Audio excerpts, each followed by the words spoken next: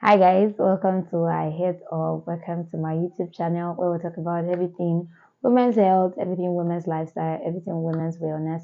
If this is your first time on the channel, you're welcome. If this is not, thank you so much for stopping by again. Thank you for liking, thank you for subscribing to the channel. I'm very grateful. My name is Olako Yogbemi. I'm a physiotherapist here in Ibadan and I'm very passionate about women's health. I believe that every woman ought to live a pain-free, fulfilling life despite our complexities, despite our responsibilities.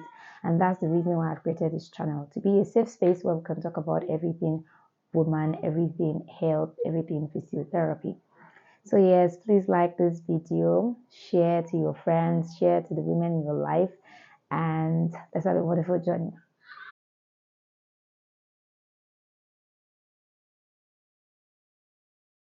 All right, today I'll be talking about fertility. I'll be talking about fertile window, safe period, and how to calculate it.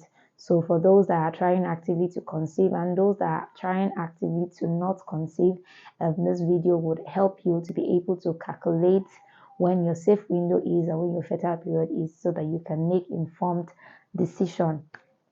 Now, when we talk about fertile window is the period where you are most likely to conceive when you have intercourse. For us to calculate, so that means anything outside of the fertile window is considered safe. So fertile window is the period where it is most likely to conceive when you have intercourse, and any other time aside this is the safe period where you are least likely going to get pregnant or least likely going to conceive when you have intercourse. For us to calculate our fertile window, we need to understand menstrual cycle. We need to understand what menstrual cycle is.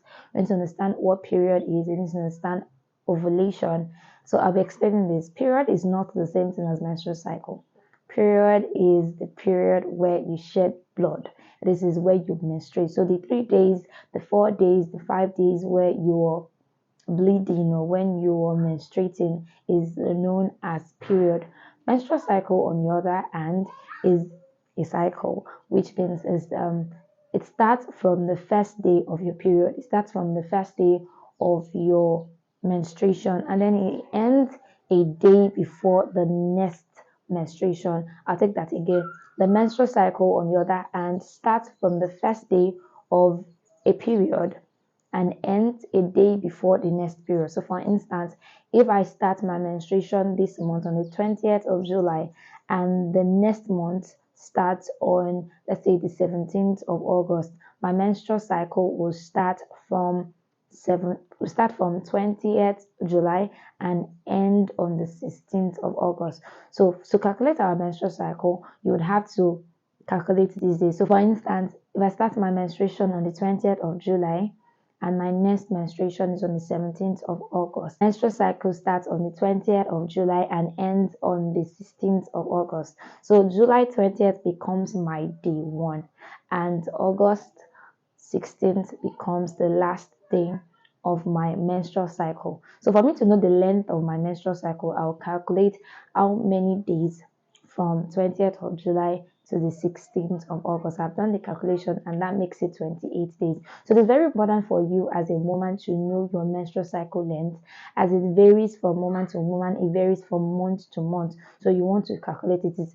And then most people don't have a regular menstrual cycle. Most women have irregular menstrual cycles. There's also a way to calculate it. So if you find out, or if you're just about to calculate it, it's best you calculate it over the period of 3 months to 6 months. So for instance, this month, let's say I start on the 20th of July, and then the next one happened on the 17th of August. So calculating 20th to 16th of August, I have 28 days. So you notice, luckily enough, nowadays there are flow tracking apps where you can just input this data and then it will help you. So you'll notice somewhere, but it's best you do it with your diary, with your notepad, so you can be more sure. So you note it and then you calculate the length, the days between your first period and the end of that cycle is the day before the next period starts. So for this instance I gave, that is 28 days. Okay, so for the month two, I start on the 17th of August and then my next period happened on the 17th of September. So that means that my menstrual cycle is from the 17th of August to the 16th of September. I hope you got that. So that is month 2. So I calculated 17th of August to the 16th of September. That makes it 32 days. So that means month 1, I had 28 days menstrual cycle. Month 2, I had 32 days menstrual cycle. And then for the month 3, so let's say I start my menstruation on the 18th of September, and then the next one came on the 14th of August. That means my menstrual cycle started from the 18th of September to the 13th of October. That makes it 27 days. So after calculating the menstrual cycle length for 3 consecutive months, I will add these days and divide it by 3. I'm trying to get the average. I'll add 28 days plus 32 days plus 27 days and divide it by 3. So whatever you get is your average menstrual cycle length. So for this instance that I have made, that makes it 29 days. So that means I have an average menstrual cycle length of 29 days. But if yours is regular, that is beautiful. So just note it over a period of 3 months, 4 months, 5 months to be able to get your menstrual cycle length or your average menstrual cycle length.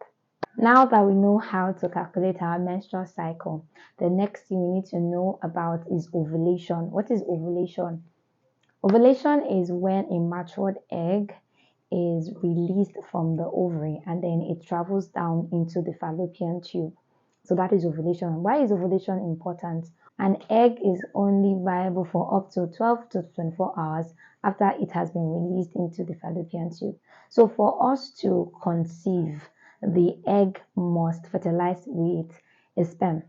Now, if a sperm on the other hand can last about 3 to 5 days in the woman's reproductive organ. So if the sperm is already in the fallopian tube prior to the time when an egg is released, it becomes easier for them to fertilize and form an embryo, which will later lead to a baby. So if you have intercourse like 5 days up to your ovulation day, then you are most likely to conceive. If you have intercourse after ovulation has happened or 24 hours after ovulation, then your likelihood of conceiving is reduced, is 0. You cannot conceive if the sperm and the ovum and the egg do not fertilize. So knowing your ovulation day is very important, and then you can plan on having intercourse close to the ovulation day, at least 5 days before the ovulation day or close to it. Now your chances of conceiving increases with how close the intercourse is with the ovulation day. So if you have intercourse like 5 days to ovulation, then your chances of conceiving is like 10%. If you have intercourse like 2 days before your ovulation, then your chances increases to about 20%. Now if you have intercourse on your ovulation day, then you have about 50% chance of conceiving. So that makes it easier to calculate. So how do I know I'm ovulating? I'll be sharing 2 tips on how to know when you're ovulating. The first thing is some days to ovulation, we tend to secrete clear, slippery vaginal mucus that feels like egg white. So when you have these vaginal secretions, you know that your ovulation date is just near. So when you see these secretions, what should come to your mind is that okay, I'm about to ovulate, and then you can plan accordingly whether to have intercourse or to not. That's for those that are actively trying to conceive and those that are actively trying to not conceive. Another option is that nowadays supermarket pharmacies sell this predictor test kits that you can buy and test with your urine. Now, when this test is positive, then you know that it is just about 24 hours to 36 days to your ovulation period. So when you buy the test kit and then you test with your urine, if it is positive, then you know that you're just 1 or 2 days before your ovulation period, and that is when best to have intercourse if you're trying to conceive. Now, to calculating ovulation dates to calculating it manually. Now, ovulation day is just about 14 days before the start of the next period. I'll take it again. For you to calculate it, it is proven that ovulation date is just about 14 days before you start another menstruation. Now, going back to what we said about menstrual cycle, I'll be using the 28 days cycle length as an example. So my cycle length, the example I gave was that I started on the 20th of July and then it ended on the 17th of August. July 20th is day 1. August 16th is day 28th. So now for me to calculate my ovulation date, I need to count 14 days from the end of the next menstruation. I'll take it again. So if your menstrual cycle length is 28 days, for you to predict your ovulation day, you just have to take 14 away from 28 days. So my ovulation date is 28. My menstrual cycle length is 28 days. That means for me to calculate my ovulation day, it will be 28 minus 14. So that means I'm most likely to ovulate on the 11th day in the cycle.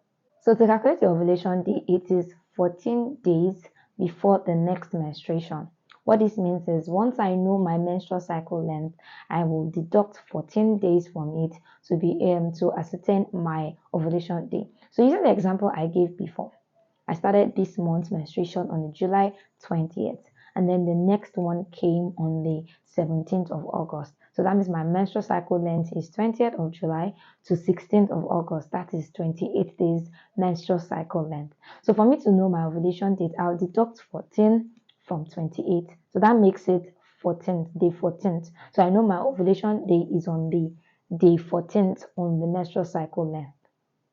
I'll take that again. Know your menstrual cycle length. To know your ovulation day, deduct 14 from your menstrual cycle length. For the example I gave, 28 days, after deducting 14 from it, so that means my ovulation day falls on the 14th day in the menstrual cycle length. If you check it in the calendar, that means my ovulation date falls on August 3rd. Let me give another example. If you have a 32-day menstrual cycle length, your ovulation day will be 32 minus 14. That will give us 18. So that means my ovulation day is the day 18th.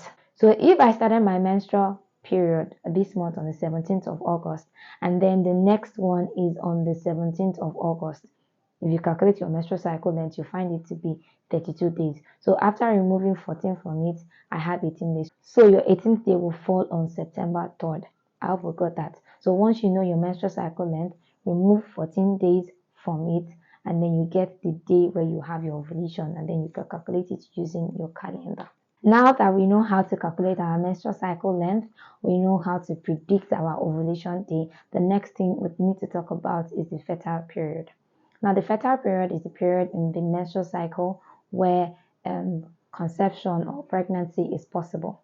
This is the period where you're most likely going to conceive when you have intercourse, and it is the fertile window is the ovulation day and 5 days prior to it.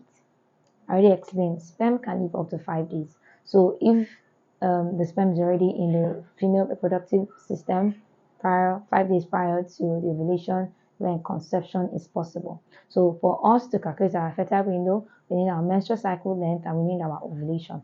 So for the instances I gave, I started my menstruation this month on the 20th of July, and the next one was 17th of August. My menstrual cycle started from 20th of July, ends on the 16th of August. I have a 28-day menstrual cycle length. My ovulation is 14 days minus 28 days, which is the day 14th, which is the 3rd of August. So I already know when I'm likely to ovulate, which is the 3rd of August. So the times where I'm most likely going to conceive when I have intercourse is August 1st, August 2nd, or the 3rd of August. To broaden it, you can now say you can broaden it to, let's say, 30th of July to 5th of August.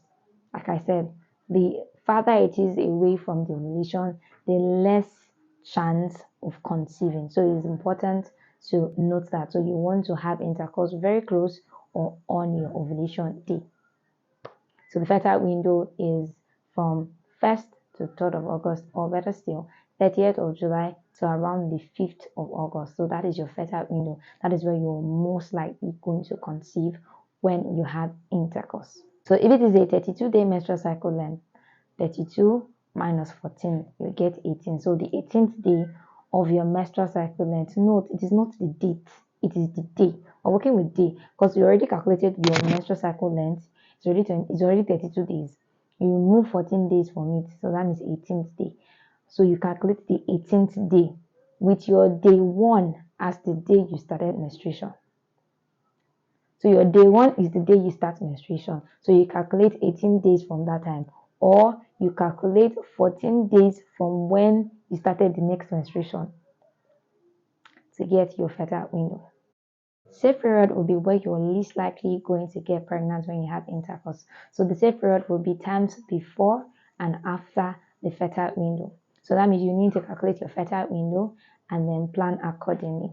However, if you're trying actively to not get pregnant, it is advisable that you use contraceptive, or better still, use a barrier method, which is the condom, because things can happen sometimes. So if you're trying to not get pregnant, the natural means is to calculate your fertile period, and then you can have intercourse outside of this window, because it is almost impossible to get pregnant outside of the fertile window. Because if you ovulate, an egg is released and then there is no sperm to fertilize it, it becomes non-viable after 24 hours. So that's the concept. So after that ovulation period, it's not possible to get pregnant. However, it's advisable that you still use contraceptive, or better still, use the barrier method, which is the use of condoms to avoid pregnancy. Now we've come to the end of this video. I'm very sure you've learned how to calculate your menstrual cycle length, you've learned how to calculate your ovulation period, and thereby know your fertile window and your safe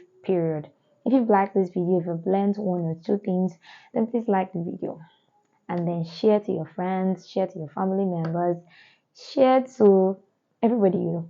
So at least everybody has a better understanding of the woman's body and how fertility happens. So I'll see you again next week with an exciting, interesting topic. Keep being your best self. Bye bye.